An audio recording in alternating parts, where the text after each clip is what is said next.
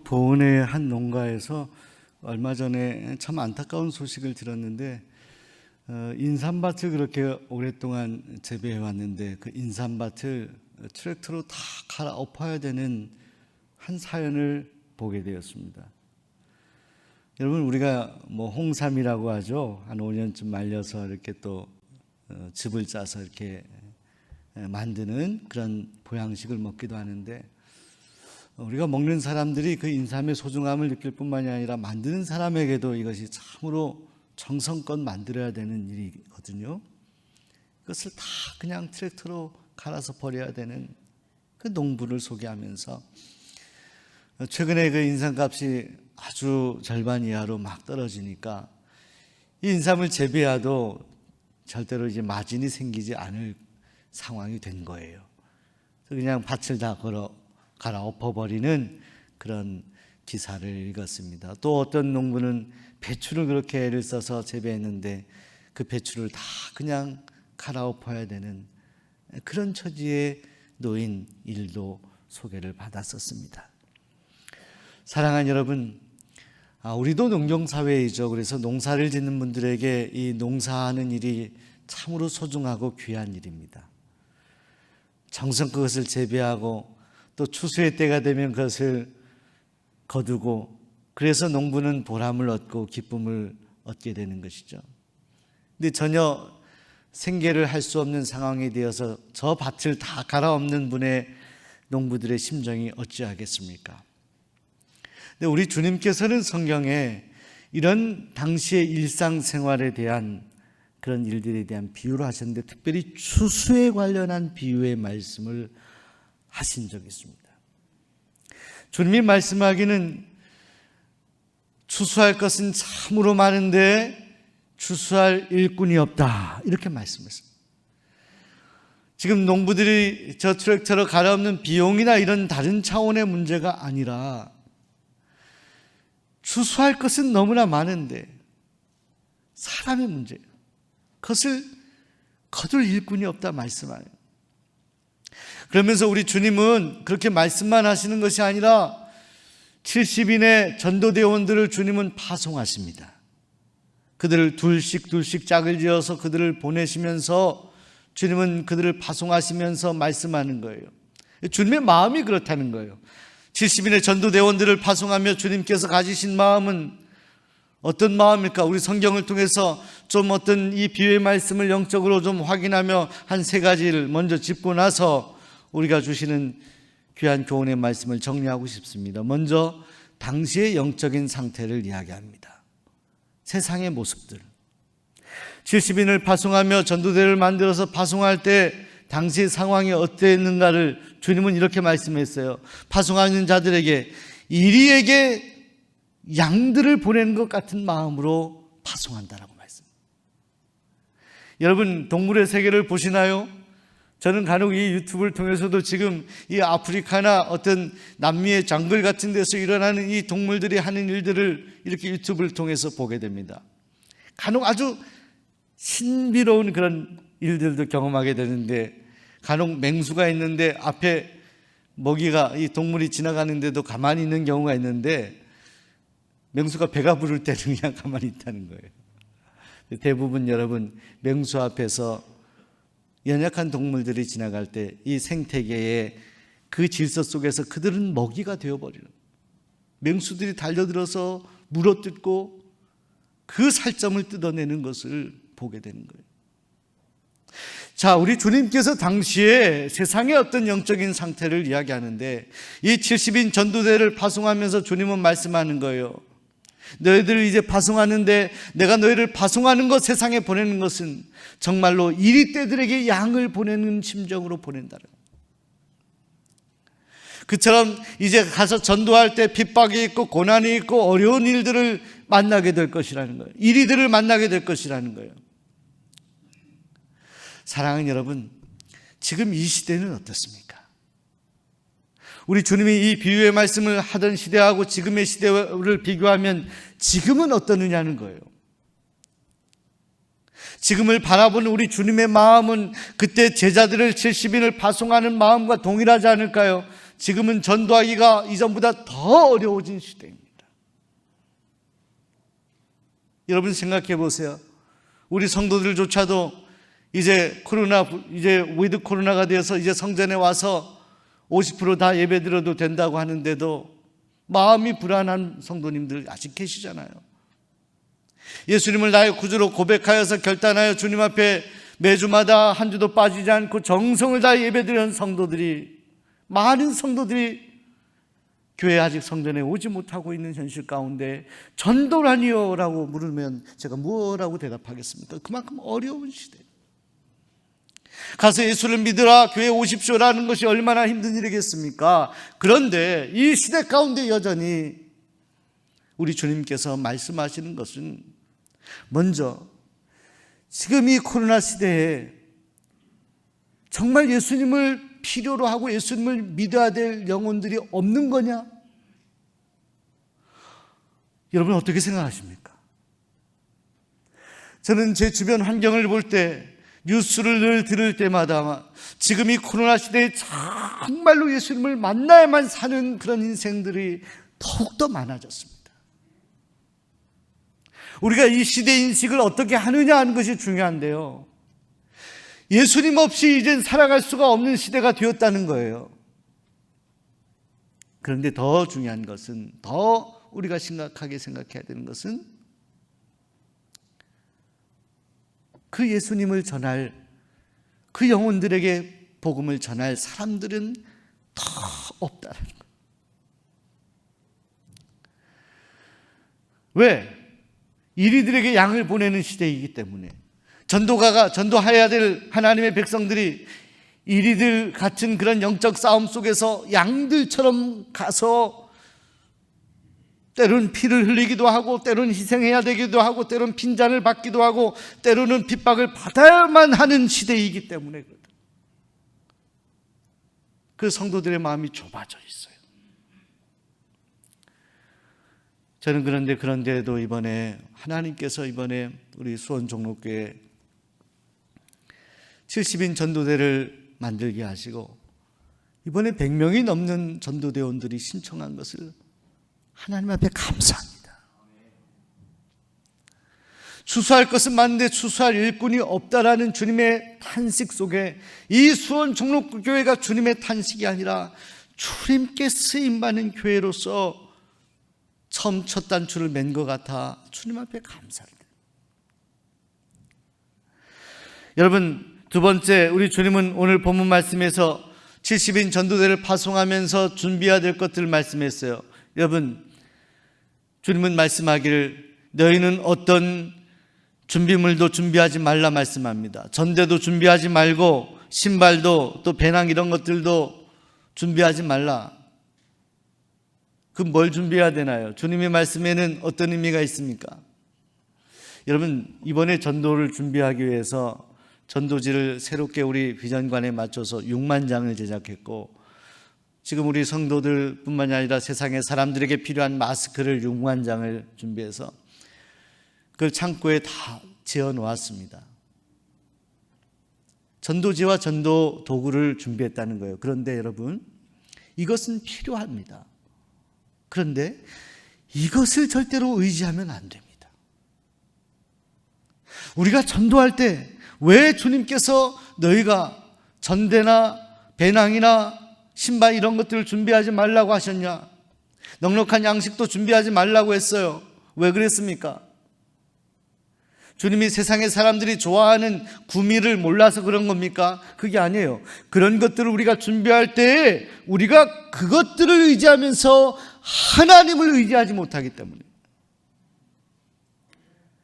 여러분, 우리가 전도할 때 우리가 붙잡아야 되는 분은 하나님이십니다. 현장에 나아가서까지도 우리가 하나님을 의지하며 전도하지 아니하면 전도가에게는 능력이 빠져나가는 거예요. 셋째로 전도자가 선포할 메시지를 주셨습니다. 너희가 가서 전도할 때 이렇게 말씀을 전하라. 뭐라고 말씀했습니까? 하나님의 나라가 가까이 왔다고 전하라고 그렇게 주님은 말씀하셨습니다. 우리 곁에 계신 분들, 주변 분들, 하나님의 나라가 가까이 왔습니다. 이거예요, 여러분. 저는 이번에 기도하면서 새벽에 기도하고 금요일에 늦게까지 기도하면서 제 마음에 주신 하나님의 감동은 성경대로 전도하라. 말씀대로 전도하라. 여러분, 오늘날의 전도가 너무 메시지가 없어요. 결국은 메시지인데, 결국은 진리의 말씀인데, 그 예수 그리스도께서 우리의 죄를 담당하여 십자가에 달려 죽으셨습니다. 우리의 죄는 우리 스스로가 생각하기에도 수치스럽기도 하고 깜짝깜짝 우리의 죄를 생각하면 놀라기도 하지만, 그러나 그 죄를 우리는 씻을 방법이 없는데 그 죄를 씻어주신 분이 계십니다. 십자가에 달리신 예수 그리스도. 사랑하는 선생님, 예수님을 믿으십시오. 우리 선생님에게 하나님의 나라가 임할 것입니다. 영생이 주어질 것입니다. 천국을 선물 받을 것입니다. 이렇게 선포하는 거예요. 여러분, 전도는요, 상대방을 설득하는 것인데 인간적으로 설득하려고 하면 전도는 되지 않습니다. 말씀으로 결국은 설득해야 돼요. 왜? 남는 것이 말씀이기 때문에. 아무리 좋은 선물을 준다 하더라도 그의 마음을, 심령을 변화시키는 것은 하나님의 말씀이기 때문에 그렇습니다. 진리의 말씀이기 때문에. 주님은 70인을 파송하면서 그렇게 전하고 메시지를 주셨던 것입니다. 자, 여러분, 그렇게 파송하였는데 그들은 둘씩 전도하러 나갑니다. 왜 둘씩 보냈겠습니까? 왜 그랬을까요? 성경엔 이유가 나와 있지 않지만 그들이 전도를 나갔을 때 핍박과 어려움을 당했을 때 다른 사람이 도와줄 수 있지 않습니까? 저는 실제로 현장 전도를 수원 종로교회 부임해서까지 오랫동안 정말 20년 가까이 현장에서 전도를 하고 함께 성도들과 복음을 전했었습니다. 그런데 이렇게 전도를 혼자 하다 보면은 난감한 그런 지경에 처할 때가 있어요. 그래서 가능하면 꼭 둘이 같이 전도하고 혹은 3명이 짝을 지어서 전도하는 게 좋습니다. 또 어떤 경우에는요, 상대방에게 복음을 전하고 대화를 할 때 옆에 있는 분이 그 모습을 보면서 마음으로 기도하는 거예요. 하나님 도와주세요. 저 마음이 변화되도록 하나님 함께 해주세요. 이렇게 옆에서 기도하는 거예요. 여러분, 둘씩 짝지어서 전도할 때 이 효과가 배가 되는 거예요. 영적으로 이 사단의 권세를 제압해야 되거든요. 전도는 사단의 권세를 제압해야 되는 거예요.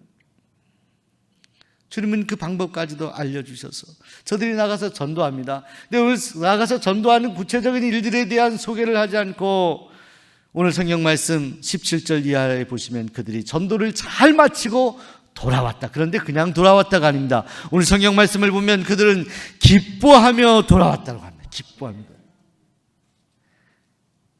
활짝 웃고 기뻐하는 모습으로. 저들에게 어려움이 없었겠습니까? 힘든 일이 없었겠어요? 주님의 인식처럼 저들은 이리떼들에게 보내는 양들처럼 가서 뜯기우기도 하고 고통을 받기도 하고 빈잔을 받기도 하고 조롱을 받기도 했을 것입니다. 그러나 저들은 돌아올 때 기뻐하며 돌아왔다. 승리한 것입니다.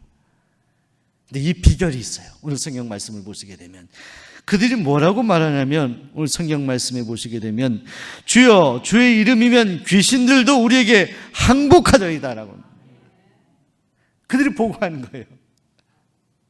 그때 주님께서 19절에 말씀합니다. 내가 너에게 뱀과 전갈을 밟으며 원수의 모든 능력을 제어할 권능을 주었으니 너희를 해칠 자가 결코 없으리라. 여러분, 전도하시기로 작정하신 여러분의 권세를 주십니다. 하나님은 권능을 주십니다. 하나님은 능력을 주십니다. 이건 전도자가 스스로 가질 수 있는 게 아니에요. 우리에게 사명을 주실 때 하나님은 권세를 주시고 능력을 주신다는 거예요. 그래서 그들이 와서 기쁨으로 보고하는 거예요. 그리고 우리 주님이 이렇게 말씀하십니다. 너희의 이름이 하늘에 기록된 것으로 기뻐하라. 여러분, 전도하는 자에게 하나님이 하늘에 그 이름이 기록되는 은혜와 축복을 주신다. 여러분, 우리는 사람 앞에서가 아니라 하나님 앞에 인정받는 하나님의 사람들이 되어야 할 줄로 믿습니다. 근데 우리 주님께서 말씀하시기를 이리 가운데 양떼들 보내지만 기꺼이 양이 되겠다라고 결단하며 나가 복음을 전하고 믿음으로 전도하여 승리하여 돌아온 하나님의 백성들에게는 그 이름이 하나님의 생명책에 기록되는 놀라운 은혜와 명예를 주신다라고 약속하셨다는 것입니다. 우리가 세상의 명예가 아니라 하나님이 주시는 명예를 얻을 수 있다면 그 사람이 복된 사람입니다.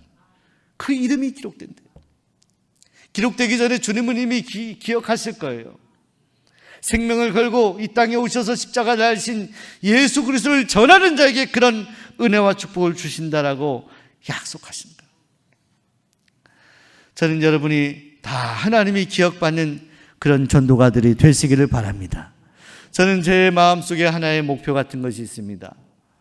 우리 수원종로교회 전 교인이 다 70인 전도대가 되는 것입니다. 그렇게 될 줄로 믿습니다. 못해야 될 이유는 뭐 어디 있습니까?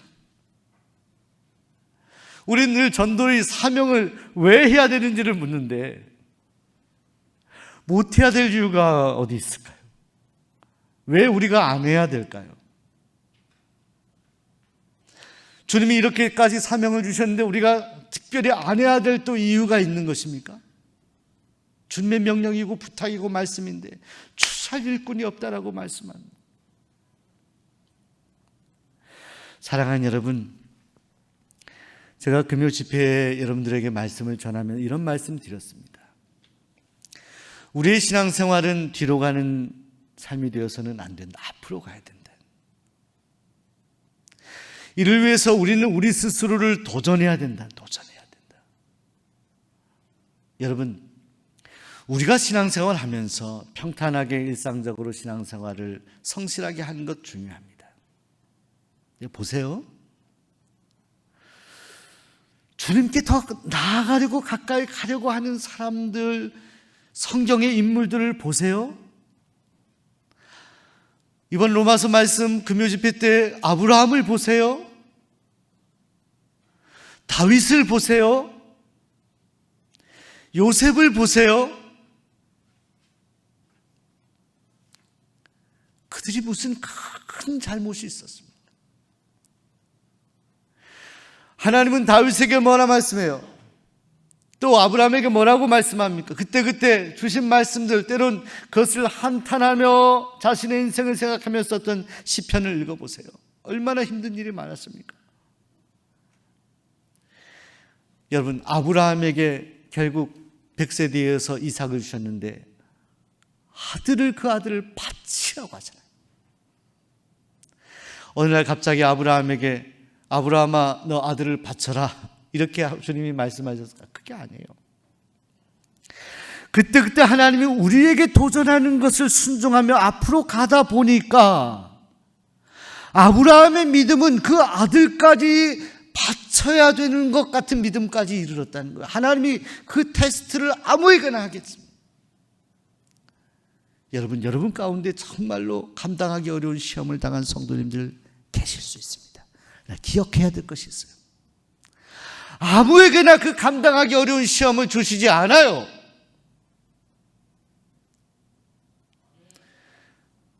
하나님은 그저 평탄하게 살아가고 내 주관과 내 감정과 내 판단으로 내 계산으로 살아가는 신앙생활, 그 평탄한 생활 평생 하라 그렇게 말씀하신 것은 아니에요. 70인 전도대를 주님 부르신 이유가 뭐예요? 가만히 있는 사람들 불러서 가서 전도해라 파송하잖아요. 도전하신 거예요. 오늘 여러분들 마음속에 하나님 앞에 정말 나와 기도하라 그렇게 말씀하시면 여러분은 나와 순종해야 되는 거죠. 하나님은 여러분을 도전하시는 하나님 왜 그렇습니까? 여러분을 사랑하기 때문에 그래요. 사랑하기 때문에. 그러니까 여러분이 가는 길이 가면 갈수록 좁은 길이에요. 좁은 길이에요. 하나님을 신실하게 믿는 성도들의 삶이 더 좁은 삶이에요. 남들이 볼 때는 왜 저렇게 사나? 왜 새벽에 저렇게 기도하나? 왜 길에 가서 저렇게 전도하나? 이 코로나 때 왜 저렇게 살아가지? 이렇게 물을 수 있겠지만 주님을 더 뜨겁게 사모하는 사람들의 삶 가운데 주님은 가만히 두시지 않는다는 거예요. 말씀하신다는 거예요. 사랑하는 권사야, 사랑하는 아무개 집사야, 너가 좀 기도할 수 없겠냐?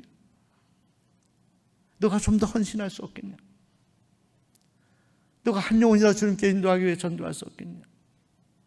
때로는 부자청에게 얘기했듯이 너 재산을 다 팔아서 가난한 사람들에게 줄 수 없겠냐? 뭐 이렇게 새롭게 계속해서 도전하는데 그 도전의 과정들에 순종하면서 나아가다 보니까 아브라함이 되기도 하고 다윗이 되기도 하고 사도 바울이 되기도 하고, 평탄하게 살아가는, 아무 문제 없이 살아가는 게 좋은 게 아니에요. 오히려 어려움이 있고 고난이 있고 고통이 있을 때, 그때 우리는 하나님, 제가 참 이 일을 겪으면서 이번에는 참 힘이 듭니다. 이거 일어나기가 어렵습니다. 이번에는 정말 일어나기 어려울 것 같습니다. 이렇게 여러분이 생각하더라도 그 이면에 주님의 음성을 들어보세요. 사랑하는 딸아, 사랑하는 아들아, 내가 너를 사랑하기 때문이야. 너가 나의 사람이 되기 위해서 그렇게 하는 거야. 다 잃어버린 것 가운데 주저앉아 있을 때에도 주님이 그렇게 말씀하실 수 있습니다. 바울이 능력의 사람이 육체의 가시를 얻어서 낙심하잖아요. 그 능력의 종이 주님 앞에 나와 기도하고 3번을 기도하고, 그때 주님이 말씀하잖아요. 내 은혜가 너에게 족하도다. 너가 자고하지 않기 위해서 이 가시를 내게 준다. 여러분에게 있는 고통과 시련과 끊임없이 도전하는 일들은 여러분을 사랑하기 때문에 주신 선물이에요. 마음에 기도하라고 하나님 감동 주시면 기도하래요. 순종하는 거예요. 전도하라 하면 전도하는 거예요. 그러다 보면 이마고다의 저 하나님을 닮아가는 그 영적인 지경에 도달하게 되는 거예요. 허돈의 큰바위 얼굴 소설을 알잖아요. 큰바위 얼굴, 저 얼굴 저렇게 닮고 싶다. 너는 더 그 사람이 되어 있잖아요. 사랑하는 여러분, 오늘 여러분들이 여러분의 생애 가운데 하나님께 쓰임받는 도구들이 되시기를 바랍니다. 여러분 이미 하나님의 자녀입니다. 자녀가 된 순간부터 우리에겐 사명이 주어지는 거예요. 군인이 군에 들어가서 군 생활을 해요. 여러분 군대에 들어가는 여러분들 군인들 보면서 그 군인들 가운데 이렇게 생각하는 사람이 있습니까? 내가 군대에 들어가서 내가 이 병영 생활에서 취미 생활을 잘 하려고, 친구를 사귀려고 이렇게 생각하는 군인들이 있을 수 있어요. 군대 그 부대 밥을 먹고 싶어서 군대 간다. 있을 수 있어요. 그런데 보세요. 내가 군대에 있는 군인으로서가 아니라 나를 군대에 보낸데 내가 군대에 있어야만 되는 국가의 이유, 목적을 생각하면 그 군인은 자신의 목적이 그저 병영 생활하는 것으로 만족할 수 없다는 걸 알게 됩니다. 군인이 왜 존재합니까? 왜 총을 쏘아야 됩니까? 국가를 지키기 위해서. 그러니까 자신의 판단과 감정을 넘어서 있다는 거예요. 자, 하나님이 여러분을 하나님의 자녀로 부르셨습니다. 믿습니까?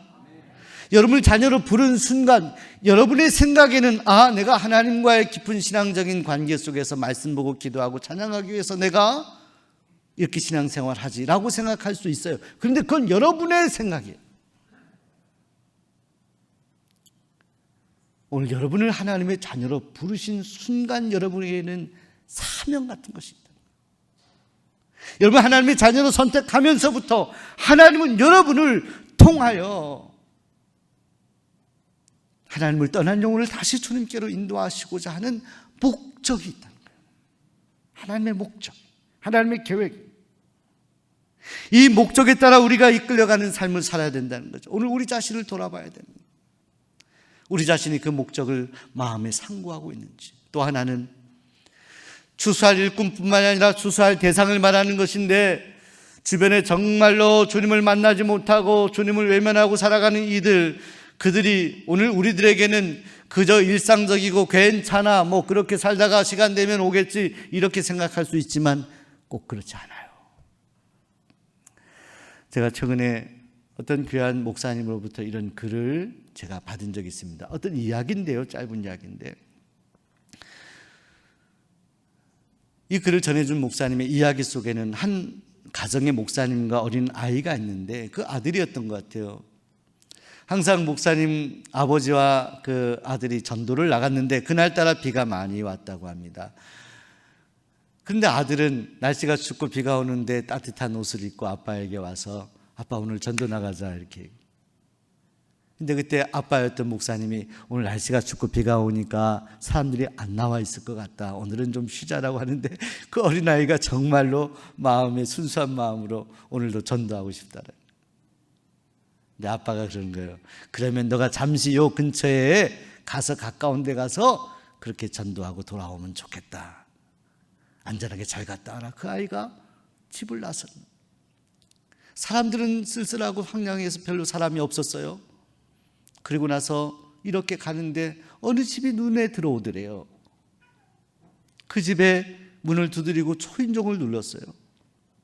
사람이 나오지 않는데 한두 번 더 눌러봐야겠다. 그래서 전도지를 줘야겠다라고 생각하고 띵동띵동 계속 눌렀는데 조금 있다가 인기척이더니 어떤 아주머니가 그곳에서 나오는 겁니다. 그 어린아이가 예수님을 소개하고 예수님 믿으세요 하고 전도지를 전해주고, 제가 이렇게 초인종 몇 번 자주 눌러서 화나게 해서 죄송합니다 했더니 그 아주머니가 고맙다라고 이야기를 하는, 전도지를 그 자리에서 읽고 고맙다라고. 그리고 며칠이 지난 주일이 되었습니다.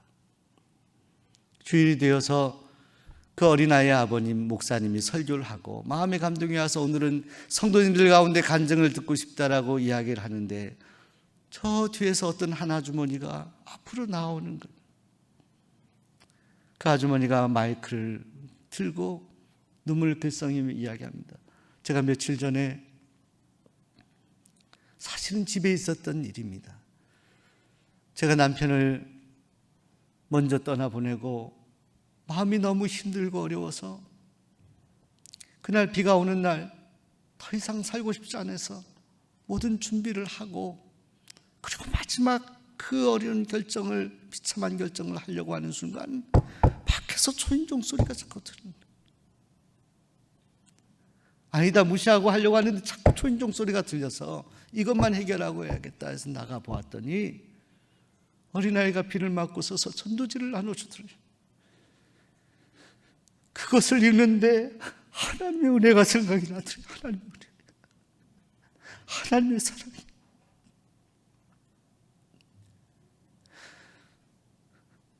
그 자리에서 하나님 앞에 기도하며 예수님을 영접하였습니다. 그 간증을 하는 거예요. 사랑하는 성도 여러분, 우리가 살아가면서 우리 주변에 정말 주님이 필요한 영혼들이 있어요. 예수님 없이 살아갈 수 없는 그런 영혼들이 있다는 거예요, 여러분. 오늘 우리들에게 전도의 명령을 하셨는데 때로는 이 전도의 명령이 우리들에게는 정말 우리에게 필요한 것인가? 오늘 우리의 필요성에 의해서 이 일을 판단할 때가 있어요. 그러나 사랑하는 여러분, 살 것이 많다라고 말씀하시는 주님의 음성을 듣습니다. 이 시대, 코로나 시대에 정말로 무너져 있는 삶의 환경 속에서 어디에도 탈출구를 찾지 못하는 영혼들을 어찌해야 되겠습니까? 어떻게 해야 되나요? 그들에게 하나님의 나라가 당신에게 있습니다. 하나님이 당신을 사랑하십니다. 예수님 믿으세요. 이렇게 전해야 되지 않을까요? 이것이 우리를 부르신, 죄 많고 죽을 수밖에 없는, 심판받을 수밖에 없는 오늘 우리를 부르신 하나님이 부르신 그 이유가 아닐까요? 오늘 여러분을 주님이 기꺼이 사용하는 주님의 복된 자녀들이 되시기를 소원합니다. 이 시간에 우리 함께 기도하기 원합니다. 특별히 우리